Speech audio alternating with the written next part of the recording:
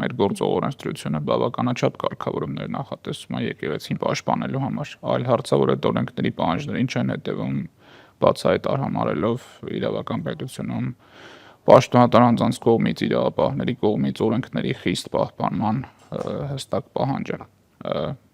Մենք կարող ենք ստեղծել իդեալական օրենքներ, կարգավորենք կետ առ կետ, ընդհանուր ամենանվազագույն շարժը եւ գործողությունը, բայց այդ օրենքները ուժ չեն ունենա, եթե դրանց